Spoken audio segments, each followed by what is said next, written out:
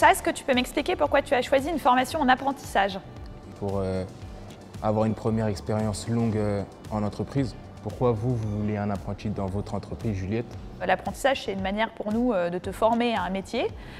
C'est une manière de te voir grandir aussi, de te donner un bon socle de compétences techniques mais aussi comportementales qui, pourquoi pas, on l'espère demain, pourront peut-être déboucher sur un contrat CDD ou CDI à la sortie de ton apprentissage. Juliette, quels sont les critères pour choisir un apprenti dans votre entreprise? C'est ta motivation en fait qui va vraiment faire la différence. Et puis le second critère, c'est tes qualités personnelles en fait. Donc nous, on cherche des gens qui sont pleins d'humilité, qui ont envie d'apprendre. Qu'est-ce que tu attends de ton apprentissage dans l'entreprise? Ce que j'attends, c'est qu'elle m'apporte une certaine expérience du terrain, une certaine maturité et des choses que l'école seule ne pourrait pas m'apprendre. Qu'est-ce que vous attendez, vous, de votre apprenti? Nous, on attend de nos apprentis chez Bouygues Immobilier qu'ils soient intéressés à leur feuille de mission, à leur poste, mais plus largement à ce qui se passe dans l'entreprise. Moussa, est-ce que toi, tu as envie de travailler directement après ton apprentissage?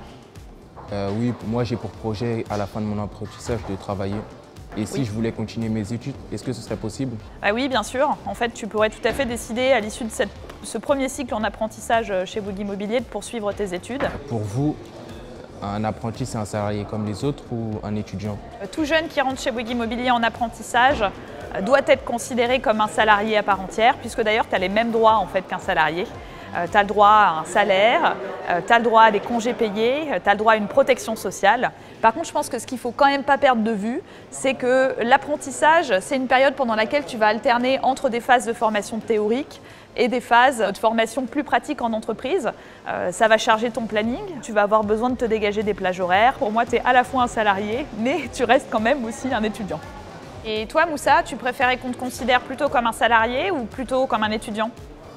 Moi, je préférais être considéré plutôt comme un salarié, qu'on me confie des missions, qu'on me donne des responsabilités et qu'on m'apprenne en même temps des choses. Juliette, si vous aviez un conseil à me donner pour trouver un apprentissage? De rencontrer un maximum de monde, d'aller passer beaucoup d'entretiens, d'être curieux au sujet des entreprises que tu rencontres et puis continue de travailler ton projet. Et toi, de ton côté, Moussa, quel conseil tu pourrais nous donner en tant qu'entreprise? C'est de mettre l'alternant à l'aise. Et après, ça se fera tout seul, je pense. Merci beaucoup.